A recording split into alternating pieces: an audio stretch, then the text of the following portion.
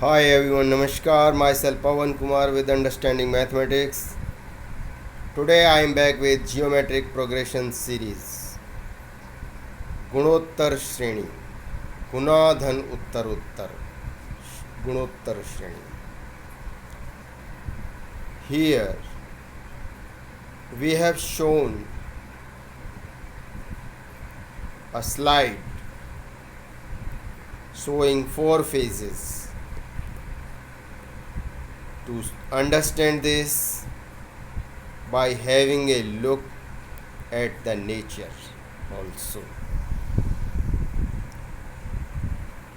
Here our points of discussion will be: what is geometric progression series?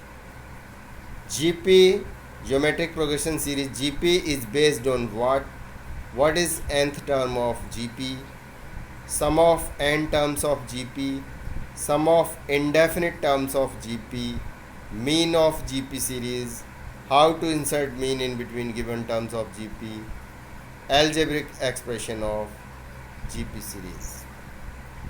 But in today's discussion, we shall be covering up to what is nth term of GP. हमारा यहाँ पर discussion के जो बिंदु होंगे वो ये होंगे कि गुणोत्तर श्रेणी क्या है, गुणोत्तर श्रेणी किस पर आधारित है, गुणोत्तर श्रेणी का nवां पद क्या है, गुणोत्तर श्रेणी के n पदों का योग क्या है, गुणोत्तर श्रेणी के इनडेफिनिट मीन्स इनफाइनाइट टर्म्स का सम यानी कि जोड़ क्या है, गुणोत्तर श्रेणी का मीन यानी कि माध्य क्या है, गुणोत्तर श्रेणी में दिए गए पदों के बीच में मीन टर्म्स कैसे डालने हैं, और गुणोत्तर श्रेणी का बीज गणितीय तरीका. Let us have a look on this slide. It is numbered 1, 2, 3 and 4 phases. We all have seen this kind of things. So let us observe. Here is the first slide, numbered 1. Here we can see it's a hibiscus plant which is having leaves as well as a small bud. So two things can be seen here, leaf and a bud. Here is the second slide. So here we can see leaves are there, but the bud has grown. Here is the third slide wherein we can see that leaves are there as it is, but the bud has opened up into a complete flower. Like this. This is the completely opened up bud. So here we could see that if we look at a hibiscus tree, leaves are part of a bud, but the leaves are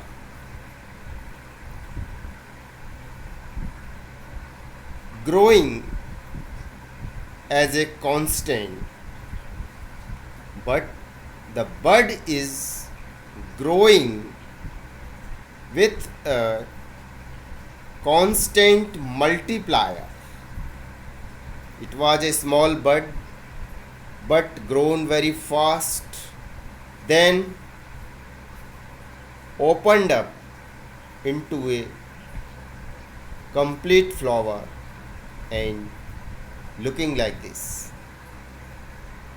So this can be a natural example to understand the Gunottar Shreni or geometric progression series. Means here we could see two things which are together, but the progress of one is static way, constant way, and the progress of other is in the multi-dimensional way, multiplier way. हम देख सकते हैं कि ये जो hibiscus यानी गुड़हल के फूल में हमने देखा कि एक पेड़ है, पेड़ पर पत्तियां हैं, पत्ती के साथ में एक छोटी कली बन रही थी, लेकिन पत्ती उसी रफ्तार में दिखाई दे रही है, लेकिन जो कली थी वो शीघ्रातिशीघ्र बढ़ रही है और बढ़ते बढ़ते एक कंप्लीट यानी कि पूरे तरीके से फूल में खिल जाती है और इस प्रकार से प्रदर्शित होती है. तो कली का जो विकास है वो गुणोत्तर क्रम में आता है. ऐसा हमने प्राकृतिक तरीके से इसको समझा है, शायद आप भी समझेंगे. आइए अब आगे गुणोत्तर श्रेणी को आंकिक तरीके से समझते हैं. Geometric progression series. Here we have taken 2, 6, 18, 54 and 162. Here 2 is the first term ft, 6 is the second term st, 18 is the third term tt and 54 is the fourth term, 162 is the fifth term. यहाँ पर हमने 2, 6, 18, 54 और 162 5 पदों को लिया है, जिनमें हम देखते हैं कि 2 पहला पद है, 6 दूसरा है, 18 तीसरा है, 54 चौथा है और 162 पाँचवा पद है. यदि हम 2 क्रमागत पदों को उठा लें, जैसे कि 2 और 6 को यहाँ पर उठाया गया है, तो पहले वाले को प्रेसीडिंग टर्म बोलते हैं और दूसरे वाले को सक्सीडिंग टर्म बोलते हैं. If we pick up any 2 consecutive terms, then the first one is called preceding term and the second one is called succeeding term. Also, we can observe that 2 into 3 equal to 6, 6 into 3 equal to 18, 18 into 3 equal to 54 and 54 into 3 equal to 162. Similarly, if we divide succeeding term by the preceding term, then we receive the common ratio value. That is, 6 divided by 2 gives 3 value. Similarly, 18 divided by 6 gives 3 common ratio value. Then 54 divided by 18 also gives common ratio value 3. Similarly, 162 divided by 54 also gives common ratio value 3. Here also we have again come up taking the terms 2, 6, 18, 54, 162. This 2 can be written as 2 into 1, 6 can be written as 2 into 3, 18 can be written as 2 into 3 into 3. And 54 can be written as 2 into 3 into 3 into 3. 162 can be written as 2 into 3 into 3 into 3 into 3. Means हम यहाँ पर ये देखते हैं कि हमने 2, 6, 18, 54, 162 जो पद लिए थे, उनको हम 2 गुणा 1, 2 गुणा 3, 2 गुणा 3, 3, 2 गुणा 3 बार 3, 3 का गुणा, 2 गुणा 4 बार 3, 3 का गुणा. इस प्रकार से हम देखते हैं कि इसे हम 2 गुणा 3 की घात 0, 2 गुणा 3 की घात 1, 2 गुणा 3 की घात 2, 2 गुणा 3 की घात 3, 2 गुणा 3 की घात 4. जैसा कि हम सभी जानते हैं कि किसी भी बेस पर अगर हम पावर 0 लगा दें तो उसकी वैल्यू 1 हो जाती है.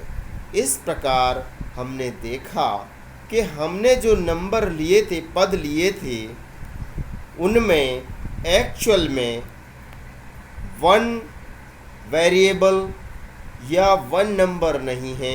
Instead these are two, and the first one is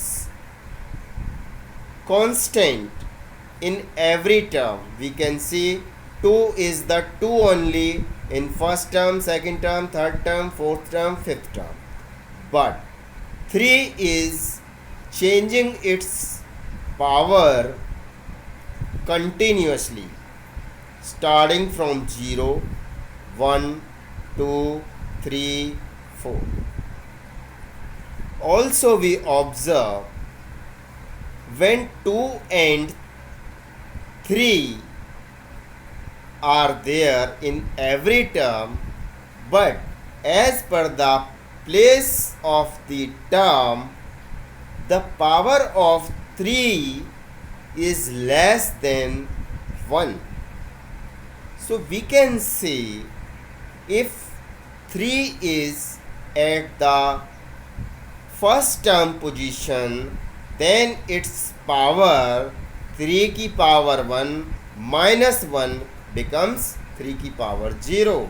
Similarly, if 3 is at the place of second term, then the power of 3 becomes 3 की power 2 minus 1 equal to 3 की power 1. In that way we observe that the power of second variable is increasing continuously. At the same time, power is less than 1 as per the terms place. So we can express these things in an algebraic expression way. So this could be AR square, AR cube, AR की power 4 और AR की power 0, AR की power 1, AR की power 2, AR की power 3 and AR की power 4.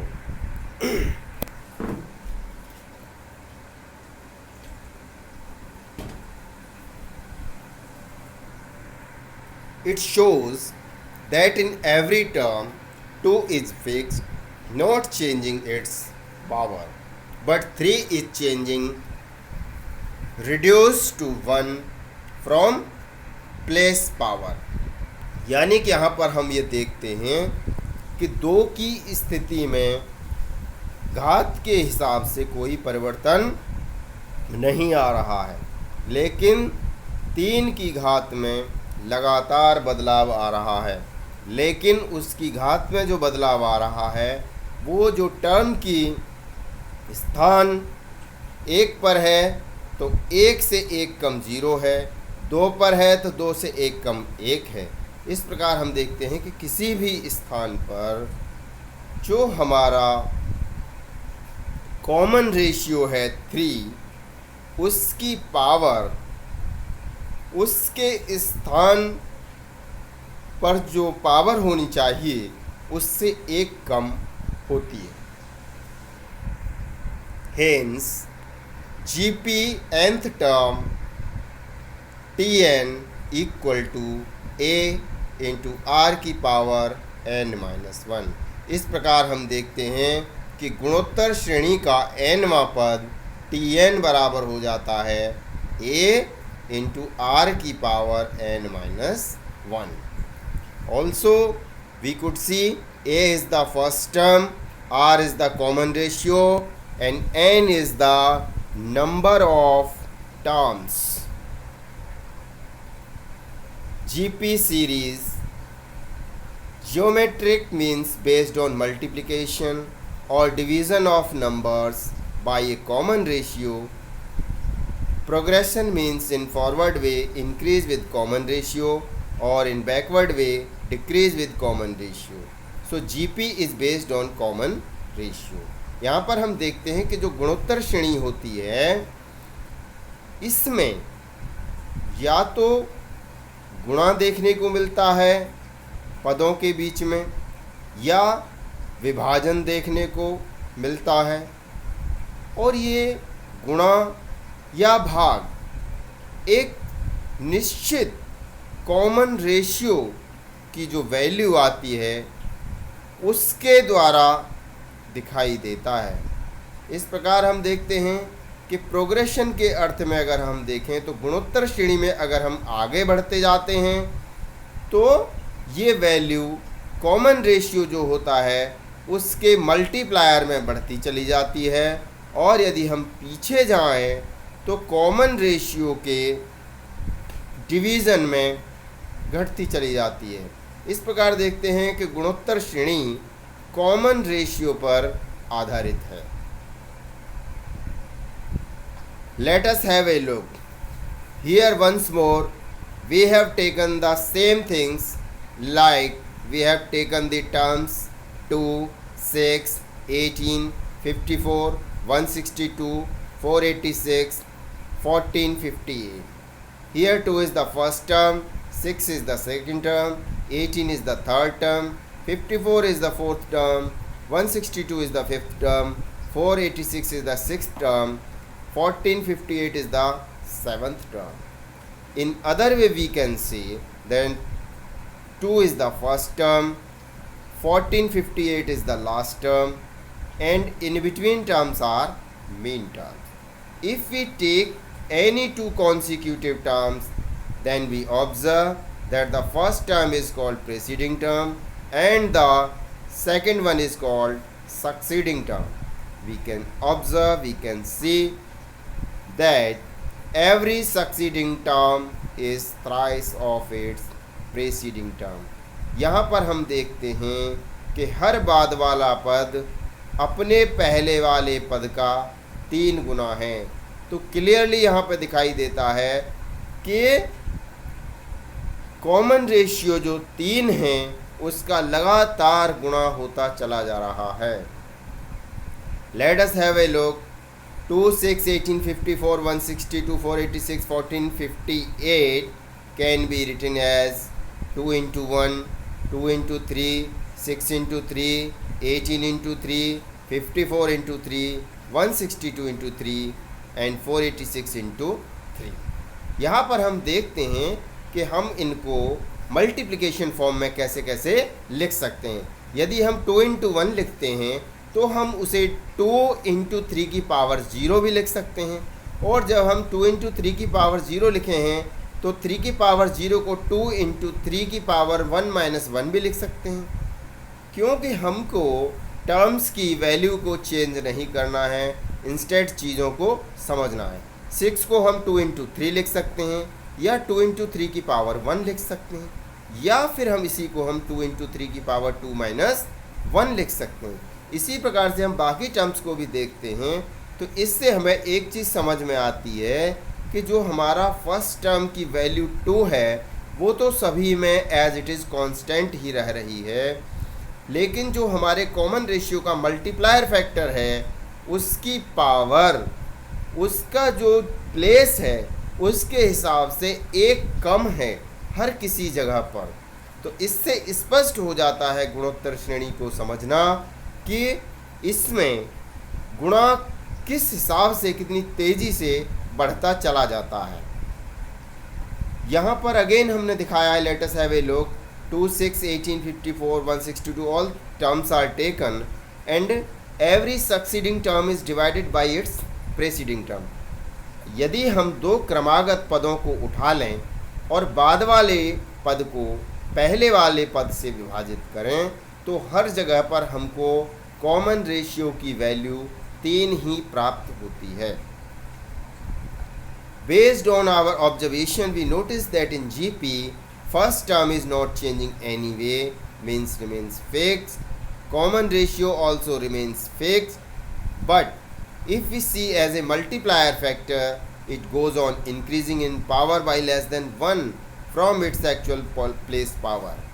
If we divide any succeeding term by its preceding term, the constant common ratio value is received.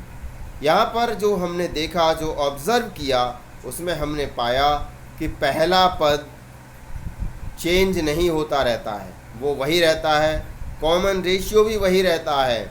लेकिन जब common ratio के multiplier की बात हम देखते हैं तो उसकी घात लगातार बढ़ती चली जाती है, लेकिन जिस जगह पर टर्म है उसके हिसाब से उसकी घात एक कम होती है। इसी प्रकार से हम देखते हैं कि यदि बाद वाले टर्म को पहले वाले टर्म से विभाजित कर दें तो हमको कॉमन रेशियो की वैल्यू सभी जगह समान ही प्राप्त होती है। So things become clear. इस प्रकार हम देखते हैं कि इससे चीज़ें क्लियर हो जाती हैं। A first term a equal to 2, common ratio r equal to 3। इस प्रकार हमने देखा कि यदि पहला पद a बराबर 2 है और कॉमन रेशियो r बराबर 3 है तो जो हमने यहाँ पर पीछे 7 पद लिए थे उनमें हम देखें कि 7th term will be 2 into 3 की पावर 7 माइनस 1। जैसा कि हम ऑब्ज़र्व करते आ रहे हैं कि 7th प्लेस पर है तो फर्स्ट टर्म जो है उसकी तो वैल्यू 2 एज इट इज़ रहनी है, लेकिन जो कॉमन रेशियो वाला मल्टीप्लायर फैक्टर है उसकी वैल्यू जो उसकी प्लेस के हिसाब से पावर 7 आनी चाहिए उससे एक कम होगी, तो ये हो जाएगा 2 इंटू 3 की power 6 equal to 1458। Hence we can say that nth term of GP Tn is equal to a into r की पावर n माइनस 1। इस प्रकार हमने देखा कि गुणोत्तर श्रेणी का nवां पद बराबर होता है पहला पद गुणा कॉमन रेशियो की घात पदों की संख्या n माइनस 1 यानी कि एक कम। Thanks for watching, to be continue. धन्यवाद।